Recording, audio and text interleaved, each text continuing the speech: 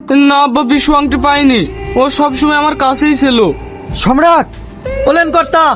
গ্রামের সবাইকে জানিয়ে দাও কাল সকাল 7টার সময় যেন নদীর ধারে সবাই হাজির হয়।